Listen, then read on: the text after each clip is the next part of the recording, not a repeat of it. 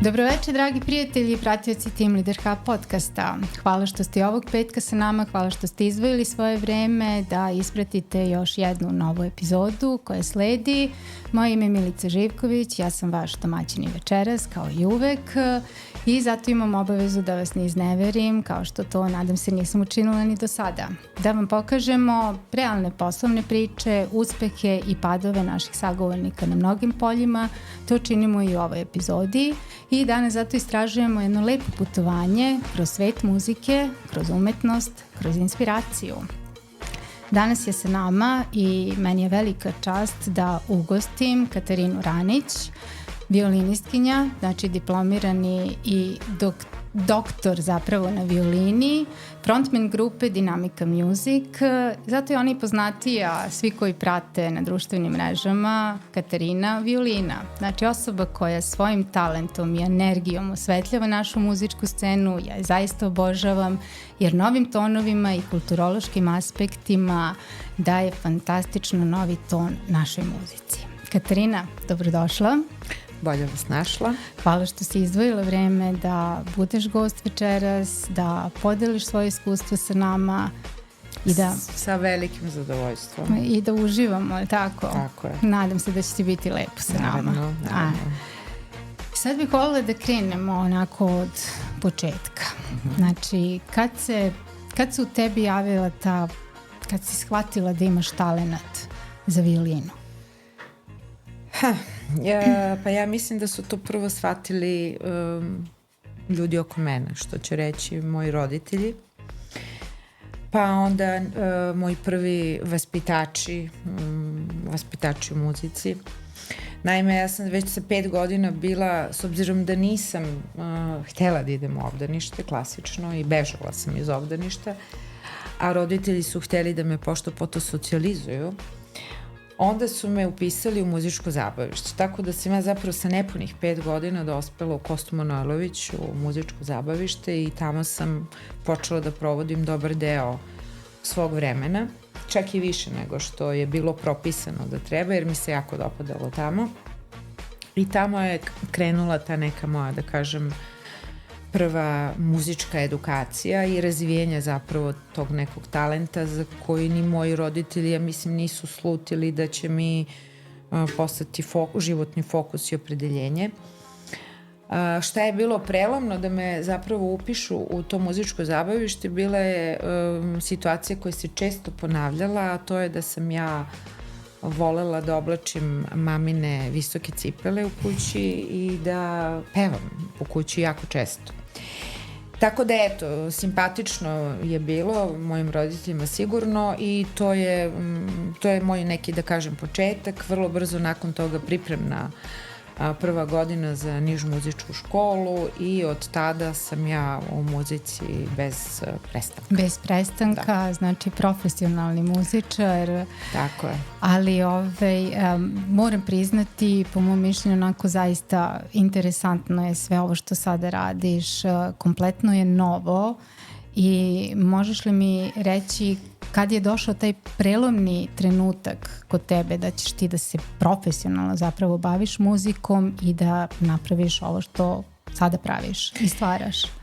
Pa znate kako, s obzirom da mi neko postao profesionalni muzičar mora jako puno škole da završi i to muzičko obrazovanje se prostire, znači od te neke moje 5. godine pa kroz nižu muzičku školu paralelno sa osnovnom školom, pa onda srednja muzička škola paralelno sa gimnazijom, da bismo došli do nekog fakulteta, a onda sam ja imala tu sreću da mi se ukazala šansa da paralelno studiram na 2 muzičke akademije, to je Beograd i Hamburg. Posle sam se preselila za Hamburg, gde sam upisala i svoje master studije i doktorat završila i gde sam određen poduži period svoje profesionalne muzičke karijere zapravo tamo startovala. Start je bio kao strogog klasičnog muzičara u operskom orkestru, simfonijskom orkestru, onda su tu bili kamerni orkestri, razni kamerni, manji ansambli i istovremeno i mogućnost da vrlo često nastupam sa zaista super svetskim mega zvezdama koje se nisu libile da se oprobaju i u nekim svojim posebnim žanrovima. Znači nisu se ustručavale od toga da iskorače iz nekih klasičnih formata kako su školovani. Tako da je to meni nekako, ne mogu da kažem da mi je odmah postalo uzor i primer kako bih možda ja, ali bila mi je jedna pozitivna mala provokacija da li bih ja umela da se tu negde ostvarim i da zaista svemu tome, tom jednom silnom i uspešnom jako školovanju dam zapravo i neki svoj lični pečat. Znači tu su negde koreni u toku mojih, da kažem, studija, završetka studija i počinjenja sa radom. A 2012. je zapravo došlo do jednog profesionalnog debija tada u sastavu samo jedne violine i DJ-a, gde sam ja tada prvi put na matricu koju sam dobila radila neki svoj prvi violinski aranžman i na koju sam iskreno jako ponosna.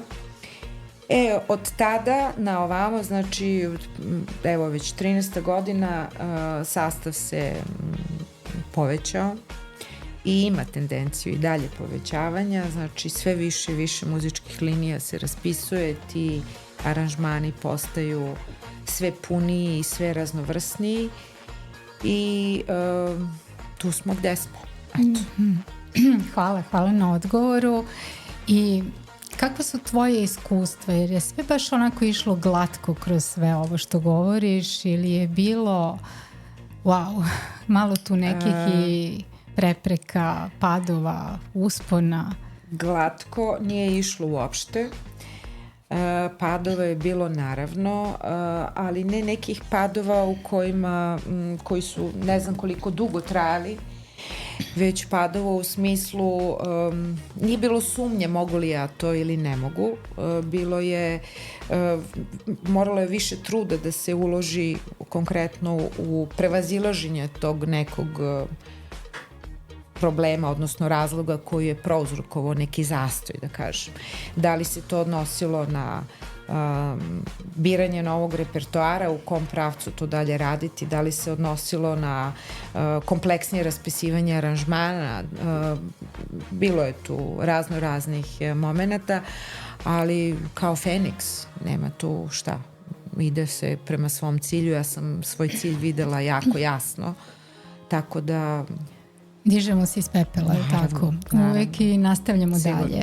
A reci mi, dobiješ znači tu neku inspiraciju, koliko sam shvatila, to jako lepo radiš, da oblikuješ klasičnu muziku, to svoje klasično obrazovanje sa modernim trendovima. Da li ti se ta želja za tim stvara u Nemačkoj ili kada se vraćaš u Srbiju i dobiješ ideju da oformiš ovako nešto? Začela se u Nemačkoj svakako. Ja sam u Nemačkoj u jednom periodu jako intenzivno putovala sa James Lastovim orkestrom koji je zapravo na svom repertoaru imao gomilu muzike upravo u tom žanru gde se koristio se upliv modernog trenda, da kažem, u muzici u neke klasične aranžmane, gde su se muzičari gde su muzičari imali prilike da se od onih strogo obrazovanih, pa da kažem po nekom modelu strogih klasičara, gde su imali prilike da se na sceni malo opuštenije ponašaju. Tako da mi je to isto, moram priznati, dosta pomoglo u nekom oslobođenju u glavi, da ja neću izdati svoje obrazovanje time što ću se oprobati u nečem novom. Naprotiv. Znači, realizacija prva je nastala po mom povratku u Srbiju, ali začeci, koreni svega ovoga su zapravo u Nemačkoj. Meni se jako dopada, zaista. Volim da te slušam. Nadam se da će i naši pratioci da prepoznaju kompletan kvalitet i tu energiju koju daješ, stvarajući sve ovo. A interesuje me, da li si... Obično mnogi strepe, znaš, radiš tamo u inostranstvu, bilo šta da radiš, mnogo je lakše predstaviti, a opet kada mnogi se vrate ovde, dožive najveću tremu, najveću tenziju. Da li si ikad razmišljala o tome šta će i kako će te prihvatiti, budući da je naša scena muzička, pa složit ćeš se sa mnom, šarenolika. Da. Znači, raznorazni trendovi su prisutni i komercijalni i zabavnog karaktera. Evo sada kod mladih se javila treper muzika koja pleni. Možda ne znaš, ali... Nisam u toku baš toliko. Pa to su Vojaži Breskvica, pa ima tu tako se zove, dobro. Jeste, i Klinac, ali više nije. Tako da baš me onako interesuje kako kakav je tvoj taj doživljaj bio sa te strane? Da li si onako tremu imala? Ne, nisam imala tremu, moram najiskrenije kažem, nisam imala tremu, nisam imala ni bojazan da ću biti možda odbačena od mojih kolega sa kojima sam to strogo klasično obrazovanje prolazila i prošla, jer iskreno u našem svetu muzičara vlada nažalost jedna određena doza, da li je to ljubomara, uvek neko ima nešto da iskritikuje, da kaže možda ja bih to bolje ili ne znam, to što oni rade to je bez veze ili tako dalje. Ja nisam neko ko se mnogo obazirao na to, zato što znam koliko obrazovanja je uloženo u ovaj projekat, sa koliko ljudi sam se ja konsultovala, koji su sjajni, vrhunski muzičari, sa kojima sam ja koji su me izuzetno puno podržali kada se dinamika pravila.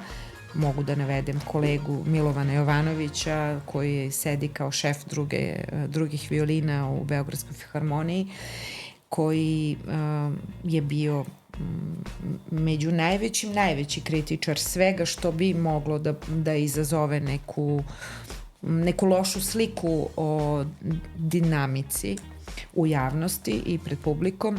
Tako da smo mi sve te filtere prošli i zaista nakon toga vrlo i samokritično ja nisam imala nikad bojazan da kad nekome nudim Dinamika Music projekat celovečernji, da imam sumnju da li će to proći. Ne, to je prošlo uvek fenomenalno i bolje nego što zapravo, jer ja to na neki vrlo samouveren način nudim, ali sa jednom određenom dozom nehvalisavosti, da kažem, eto možda skromnosti da nazovem. Tako da s te strane sumnje nisam imala. Kolege kojima se to nije dopalo, oni znaju razlog zašto im se nije dopalo, ali ima mnogo više kolega kojima se to dopalo i koji to podržavaju, tako da... Kako kažemo, nije sve za svakoga i nismo mi za svakoga. Tako je, to se dešava i sa našim podcastom, ista priča i zato vas i biram nekako one prave preduzetničke duše koje se jednostavno tako i nalaze. A sada spominjemo Dinamika Music. Kako nastaje ime? Mislim, vrlo interesantno to dinamično, muzički ansambl.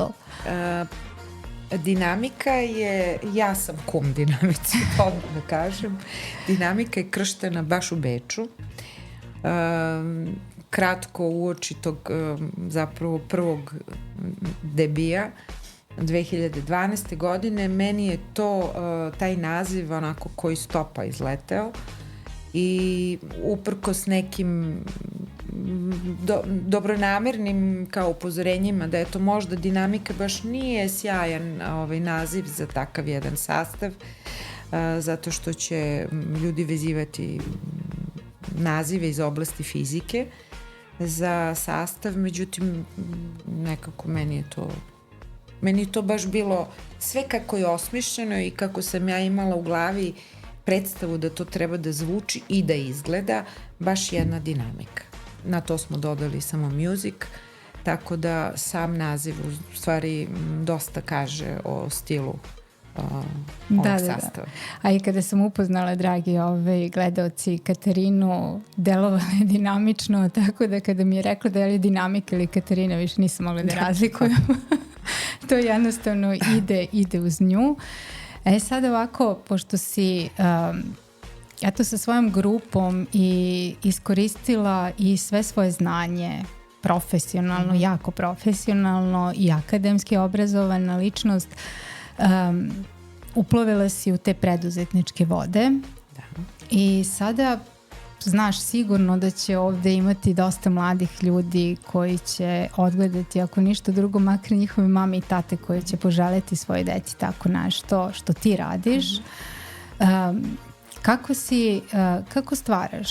Obično kada pristupimo nečemu imamo neke rituale, znaš, to su one neke naše modeliranja svesti, ulazimo, uplivamo u nešto, kako da ponavljamo neke procese da bismo došli do ciljeva, da nam nešto postane navika i ljubav uz to. Kako stvaraš tvoj kreativni proces? Koji su tvoji rituali? Koje su tvoje metode? Mislim, baš bi voljeli to da čuju mnogi, pa i ja. Pa ti procesi imaju jako puno faza. Prvo to moram da kažem. Da bi nastao jedan, grubo ću reći, proizvod ili jedna numera sa našeg repertoara, put nije lagan, odnosno nije kratak, ali donosi mnogo uživanja, meni bar.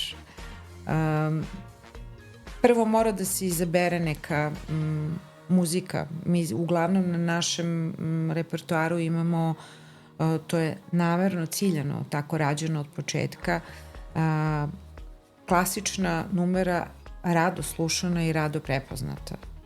Da li je to Mozartova neka kompozicija ili Beethovenova, ima tu još mnogo kompozitora koje imamo na repertoaru. Za nju mora da nastane remix. Za to se brine DJ. Sad, pošto ja tu nekako jesam neko ko vodi celu priču i negde odlučuje o količini klasike, odnosno kako taj balans treba da izgleda između klasike i modernog prizvuka. Tako da rad DJ-a ne može samo da se završi u njegovom studiju. Tu neku završnu fazu, da kažem, šminkanja tog aranžmana prisustvujem i ja. Kada je ta matrica, odnosno ta osnova gotova, onda ja radim aranžmane koji moraju da podsećaju na klasične kompozicije i onda ih ja modifikujem. Ja sad pričam namerno jednim potpuno razumljivim jezikom, znači ja ne komponujem, da, može se reći na neki način da komponujem, aranžiram da kažem, i naravno sad kad to bude gotovo postoje 3 ili 4 violinske linije koje treba uraditi, treba uklopiti onda nastaju probe za tako jednu numeru koje se snimaju, preslušavaju, onda dolazi ta neka sledeća faza gde ja imam potrebu da stalno to nešto popravljam, da smanjujem, dodajem, da se to balansira onako baš. To je proces koji traje nekada i posle izvođenja te iste kompozicije, da se nekad nešto, ne nekad, vrlo često nešto menja, znači stalno taj stvaralački moment je prisutan i završna faza je naravno kako sve to izvesti pred publikom, da publika shvati poruku. Da li je postalo trenutak, ne da si sumnjala u sebe, ali da si jednostavno bila onako tužna, razočarana? Mnogo treba izneti sve to, pogotovo kada radiš sama. Da li nalaziš sponzore, na primjer, za neke svoje situacije? Da li su honorari isplaćeni na vreme? Da li jednostavno sa te strane si prepoznata da dobiješ vetar u leđa ovde kod nas? Nažalost, još sponzora nismo našli, niti sam se ja iskreno nešto mnogo bavila time. Krenula jesam u neku akciju oko toga, međutim, naišla sam na 2-3 negativna odgovora da će mi se javiti, pisati, onda sam rešila da budem taj neko ko će se sam oslanjati na sebe. Tužna nisam bila, ali sam vrlo često bila rezignirana i razočarana da uprkos velikom uspehu i posle svakog nastupa velikim pohvalama i pozitivnim komentarima, neki, neću reći svi naši klijenti mogu biti država. Mi jako puno sarađujemo sa centrima za kulturu, sa pozorištima, sa turističkim organizacijama takođe. S druge strane i privatni klijenti su tu, velike korporacije, firme. Ja sad govorim uopšteno, hoću da naglasim da daleko od toga ova kritika, odnosno moja neka, da kažem, primetba se ne odnosi na sve klijente, samo na određen broj, da nekako u svesti našeg čoveka nije dovoljno jasno da je ovo posao. Osim toga što je to umetnost, što je jedna divna priča, što mi jako lepo zvučimo i izgledamo na toj nekoj sceni, mi smo ti neki muzičari koji od toga žive. Znači moramo da platimo naše infostanove, naše račune za struju i sve ostale potrebe kao i svi drugi ljudi. Tako da se često dešava da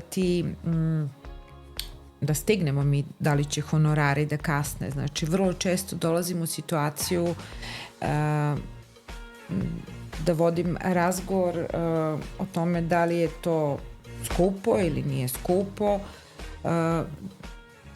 To je jedan moment koji mi teško pada. Zašto? Zato što u ovoj istoj našoj zemlji znamo da vrlo često ljudi koji su na estradi, isto u tom, govoreću sad samo o muzičkom svetu, koji se nisu niti školovali za to, niti neki posebno sjajni, da kažem, muzičari ni pevači, ali sticajem okolnosti se kada oni treba da budu angažovani se ne pita za cenu, što se kaže, ništa skupo nije i sve se plaća verovatno na vreme, možda nekad i pre termina, tako da to jeste jedan kiseo moment ja bih rekla najteži moment u svemu ovom što sam do sada ispričala, jer opet kažem, mi smo samostalni umetnici, mi od ovoga živimo i na kraju svakog projekta treba naravno i da naplatimo taj novac. Ono što je lepo i ono što ja vidim kao pozitivno u poslednjih 2-3 godine, to je da recimo saradnja sa u sektoru segmentu turizma, znači sa turističkim organizacijama, je sve češće i češće. Vidim jedno osvešćenje na pozicijama ljudi koji se bave organizacijom manifestacija, da te manifestacije ne moraju nuditi samo određene, poznate i priznate naše estradne zvezde, već da pronalaze sve više i više prostora u okviru manifestacija za i muzičare kakvi smo mi, sa jednim mešovitim raznovrsnim programom koji će ponuditi na jednoj velikoj manifestaciji i klasiku na modern način. Tako da to jeste pozitivno. Ja se nadam da će ta pojava biti sve češća i češća i da ću sve ređe biti u situaciji da moram da pravdam zašto je naš projekat po koncertu toliko i toliko košta. Mnogo stvari utiče na to. Ja mislim da zemlja kao što je naša bi morala i trebala da pronađe u svom budžetu prostora i za muzičare ovog tipa, da jednostavno shvati da to nije samo jedno veče, to je jedno veče na kome će biti prisutne mlada publika, odnosno kada kažem mlada publika mislim na decu, mislim na mlade od neke svoje 6. 7. godine pa do neke 20. godine. I zašto bi ta neka naša deca, svuda po Srbiji, umela da pevaju i znala tekstove svih nekih naših pevačica. Evo, skoro smo imali situaciju da u prva 2 reda stoje neke devojčice i dečaci koji su znali bukvalno sve pesme koje je to veče otpevala jedna naša pevačica. A tu istu decu smo anketirali uoči tog našeg koncerta sa pitanjem da nam nabroje 3 kompozitora samo 3. 20% dece pitane je znalo, a znaju 20-30 pesama na pamet. Ja ću sada da te prekinem i da ti poželim sve najbolje. Hvala. I vama na putu i da ti samo kažem da kiselost uopšte ne treba da postoji niti kod tebe niti oko tebe, jer nažalost je sve tako kako se plasira. Sada vidiš, zato je tu Team Leader Hub podcast, pa mi malo plasiramo onako realne priče, malo drugačije priče, pa nadamo se da što nas više ljudi prati, sve će više ljudi to i čuti, a ja se trudim kao roditelj, 3 dece, da bukvalno plasiram tu muziku koju ti voliš. Smatram da je ne samo u obrazovnom kontekstu bitna, nego i u kulturološkom. Ako si sada rekla da se počelo polako svest buditi, onda ja apsolutno verujem u sve naše drage ljude, pogotovo mlade, jer njima sve ovo posvećujemo, da će se i taj krug polako okretati. Tako da ti samo sa osmehom molim te nastavi da radiš ovo što radiš. Naravno. I to je super što si sama, što si preduzetnica koja preduzima. Tako je. Pa će se sve to na kraju valorisati i naplatiti. Zapravo na istom smo i samo osmeh na lice. Absolutno. I otpevat ćemo mi i odigrat ćemo sve što treba. Sada ovako, pošto sam rekla, dotakla sam se teme roditeljstva. Znam, naravno da znam da si i majka 2 dece. Eto i sa te strane smo mi preduzetnice nekako slično povezane. Treba hendlati, ili što ja kažem, naći tu jednu ravnotežu, balans između posla koji obožavaš i porodice koju obožavaš. Kako je to kod tebe teklo? Ja mogu da kažem da sam tu zaista sretna i presretna. Da sam, znači od samog početka, od mog školovanja o kome sam malo prepričala, od tog nekog muzičkog zabavišta imala apsolutno 100% podršku moje primarne porodice, znači mojih roditelja, moje sestre, bake, deke, oni su svi na neki način učestvovali i podržavali svo to moje školovanje do bukvalno samog kraja. Što se tiče moje već sad i velike dece i ćerke sina, ćerka mi je isto umetnica, ona se bavi slikarstvom i primenjenom umetnošću. Apsolutno podrška isto tako 100% u kako god ta podrška mogla da izgleda, ja je uvek zaista imam, a posebno podlačim podršku i profesionalnu saradnju sa mojim sinom koji traje pa boga mi već 7-8 godina, koja je ja uživam u tome, moram priznati, uživam i kao majka i uživam u tome što vidim da je moj sin stasao u jednog krajnje ozbiljnog, mladog, kreativnog muškarca na koga mogu da se apsolutno oslonim u svakom trenutku kada ja nešto nisam stigla da odradim. On je neko koji je u poslednjih godina stvorio i razvio i svoju videoprodukciju i u tom segmentu sarađujemo sve više i više. Međusobno se podržavamo, tako da na taj deo pitanja porodica i posao moj, evo, to je moj odgovor.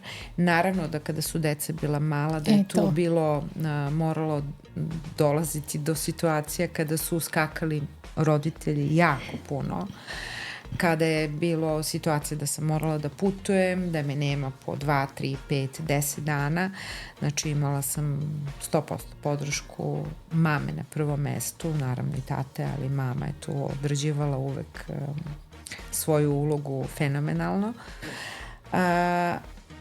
Što se tiče ovog nekog druge privatne sfere i podrške, ja sam u jednom kraćem periodu bila i sa mojim bivšim suprugom u poslovnoj, da kažem, saradnji. Jedno vreme je to funkcionisalo dobro. Funkcionisalo je dotle dobro dok smo evoluirali zajedno. U momentu kada su se te lične evolucije krenule da odvijaju u nekom drugom pravcu, tada je polako počelo da to šteti našoj saradnji i istovremeno i nekom privatnom odnosu, tako da toga više nema, to više ne postoji. Ja sam dinamiku preuzela, starateljstvo o dinamici sam preuzela sama, tako da to guram sada uz neke nove DJ snage, uz neke nove mlade saradnike i mogu reći da sam vrlo zadovoljna. To je postao jedan trend u dinamici poslednje 3 godine, da sve više i više dolazim u kontakt sa ljudima koji dolaze sa nekim novim predlozima. Isprobavamo, konkretno govorim sad o stvaranju aranžmana i tih nekih novih numera. Mogu reći isto tako da očekujem po povratku sa odmora negde krajem oktobra da će me čekati 2 nove numere koje su rađene baš za dinamiku. Tako da toliko o podršci. Dobro, timski rad uvek pobeđuje na kraju i baš eto dotakla si se te neke lepe teme gde si, mislim, lepe, bolne, kako već mogu da kažem, ali u startu je bila lepa. Znači kreneš sa nekim, sa puno entuzijazma. Da to istraje, da to ide i sada sa te tačke gledišta kroz iskustvo koje si prošla našim budućim dragim ženama preduzetnicama, da li bi ikada savjetovala da to rade lično i poslovno, baš onako lično i poslovno? Da li da spajaju? Ja ću reći nešto svakako, možda kao neku poruku, ne kao savjet, jer mislim da svako od nas ima pravo na svoje lično iskustvo i ima pravo da se oproba u tome, u toj ulozi, dvostrukoj da kažem ulozi, na ovaj ili onaj način. Ja svakako želim ženama, mlađim, starijim, nije bitno, da kada ulaze u tako nešto, ja ću to nazvati kao jedan eksperiment, jel? Da li sa suprugom možemo i treba da ulazimo i poslovno, pogotovo podlačim kada je posao jedan koji se tiče umetnosti, znači vrlo pipav, vrlo tanan, gde su lični senzibiliteti do krajnosti upleteni u to, lični talenti, lične ambicije. To u mom slučaju nije uspelo. Bilo jeste jedno vreme funkcionisalo, da kažem, ok. Tu ima jako puno elemenata koji moraju da se poklope da bi to zaista moglo da traje. Da krenemo od ličnog temperamenta, ličnih ambicija, radne energije, kakav nam je radni tonus svakog dana kada ustanemo, da bi ova priča, kao što je dinamika, samostalna umetnička priča, opstala u jednoj zemlji kakva je Srbija, u jednom gradu kakav je Beograd. Znači, čovek mora da bude sa radnim tonusom najčešće na 150% da bi to bilo efikasno. Mogućnost da se to poklopi sa partnerom isto tako, verovatnoća po meni nije velika, ali ja želim svim mojim dragim koleginicama da, ukoliko su u situaciji da se oprobaju, da spajaju privatno i poslovno, neka probaju, samo oprezno. Da budu obazrivi i da se lepo sve to izmeri, premeri na vreme. Jeste, da ne ugroze privatno, da ne ugrozi profesionalno i profesionalno privatno. Upravo to, zato što uvijek do toga nekako dođe na kraju, pa je onda jedna velika šteta. Da, kod mene se to nije lepo završilo uopšte. Čak pitali ste me malo pre o nekim padovima, da to mi je bio jedan, da kažem, pa najteži period od kako dinamika postoji. Nije moralo baš toliko ružno da se završi, da se jednog dana nestane sa sve, bukvalno sve što je podignuto na taj YouTube za 10 godina nije ga bilo.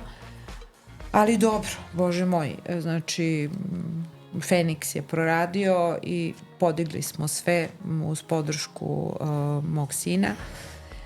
Napravili smo još više gostovanja, još više koncerata. Ova 24. godina je baš onako bila izuzetno uspešna, izuzetno naporna, ali izuzetno uspešna, tako da idemo dalje. Da, obožavam tu rečenicu, idemo dalje. Uvek je dobro za čuti. Jer muzika nas sve spaja. Apsolutno. Sve nas spaja, sve nas inspiriše i sada kada pogledamo tu perspektivu da je to tako, šta bi ti želela da tvoja publika koja te sluša oseti kroz tvoje pesme? Šta je to što ti muzikom prvenstveno želiš da prineseš? Znaš kako čitamo nekad i liriku, čitamo pesme i svako nekako doživi na svoj način. A zapravo samo treba da pročitamo tu interpretaciju šta je pesnik hteo da nam kaže. Da bismo se zaista saživali. Tako je. Ja, ono što mene čini sretnom uoči nastupa, ovako ću da kažem, imate li tremu pred nastup? To je često pitanje koje nisam čula sada, ali ja ga citiram.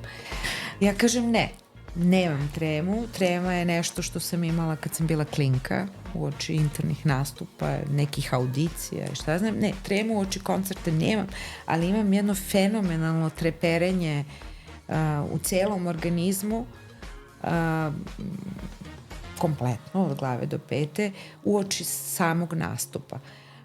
To nije nikakav strah, nije trema, to je povećano lučenje tih svih nekih hormona, adrenalina, endorfina, dopamina i svih tih lepih tvari u nama.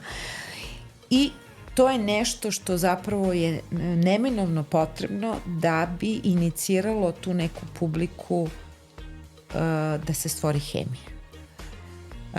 Ja to imam u sebi, hvala Bogu, imaju i moje koleginice, odnosno, nekada potpomognemo jedna drugoj da se iznivelišemo, da kod sve tri, odnosno 4 ili 5 na sceni bude na istom nivou i tu dolazi do kontakta sa publikom.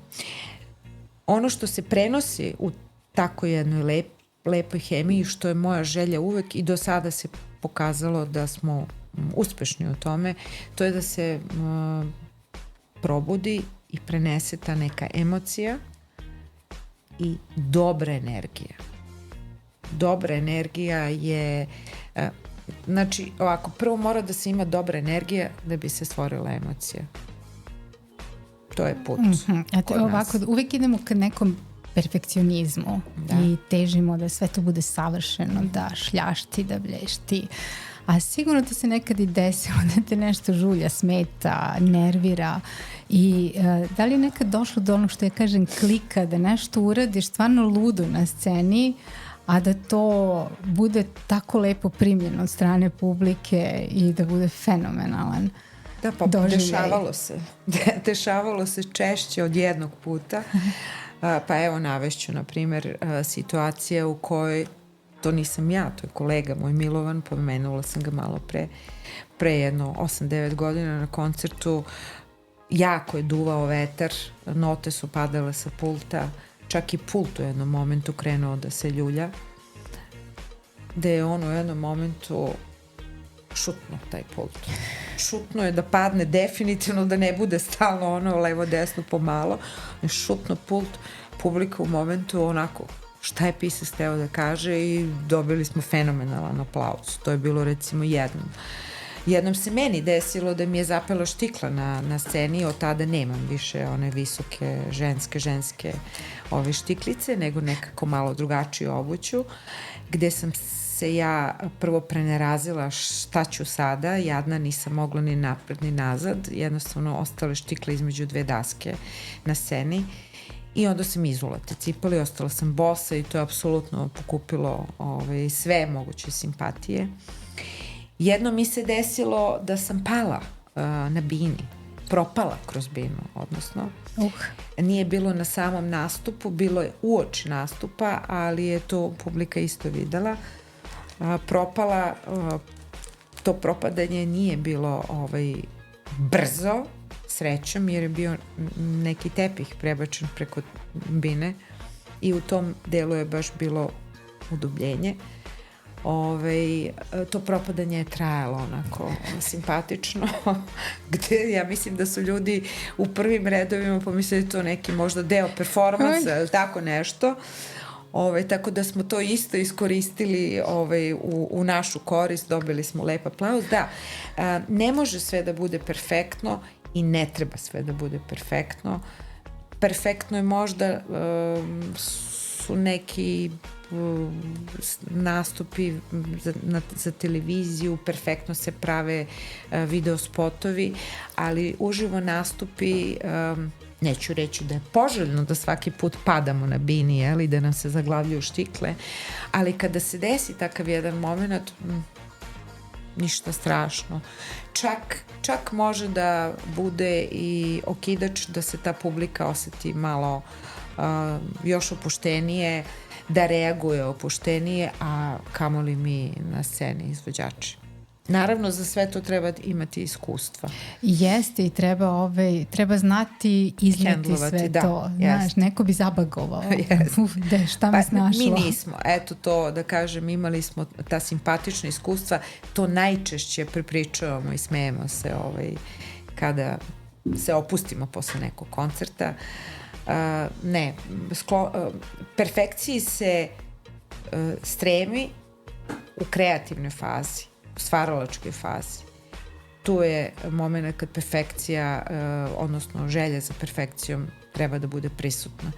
Kada dolazimo do izvođaštva, ono što smo navežbali, kada izađemo na binu, onda smo performeri koji moraju da budu i ljudi a ljudi nisu 100% savršeni, tako da ovi momenti spontani, neočekivani su apsolutno oprostivi. Divno, da. Pa nije loše grešiti, zapravo na greškama se i uči, tako je kroz ceo život, tako je i kroz muziku, tako je i kroz preduzetništvo. Sada, eto za pitanje koje uvek ostavljam za kraj, pa ću ti se i zahvaliti, onako otpratit ćemo onako sa tvojim osmehom ovu emisiju, ali reci mi, šta bi poručila mladima? Mladi sigurno postoje oni koji te vide kao uzor, postoje oni koji vole to što radiš, čak i da nisu možda zainteresovani, onako zainteresuje se u jednom trenutku.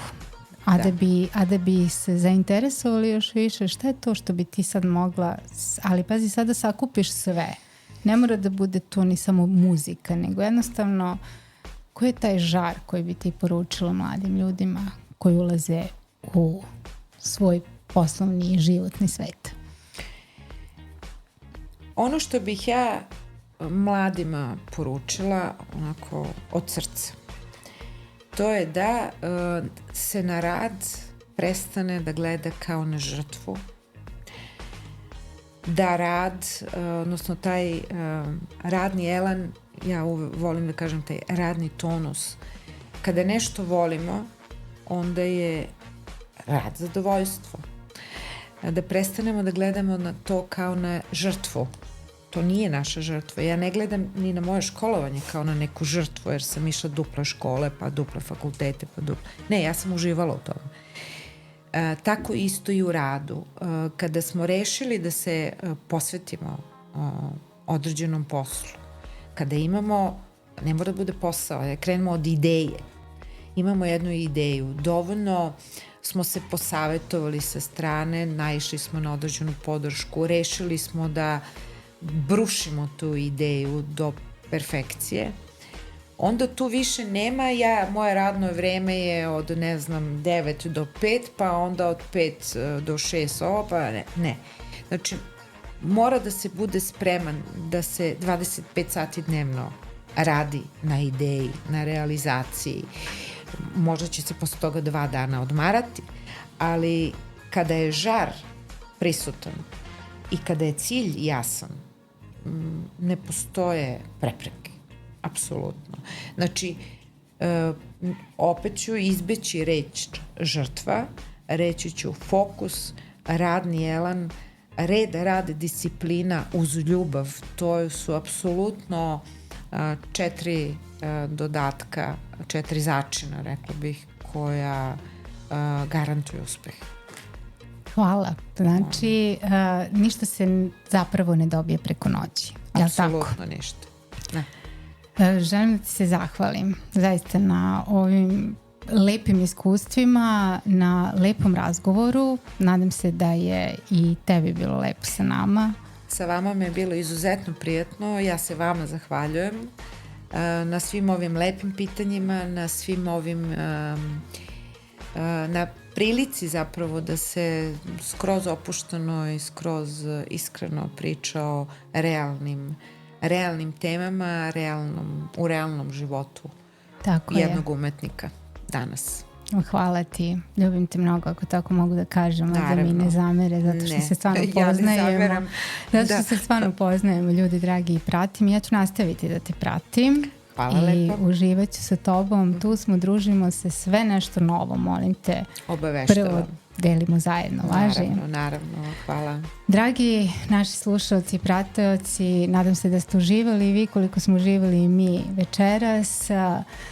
Ako imate neka pitanja, ako vam je nešto bilo interesantno, slobodno nam pišite i zapratite naš kanal, imate subscribe, like, pratite vredne stvari, pratite lepe stvari, lepe poslovne priče i slušajte dobru muziku.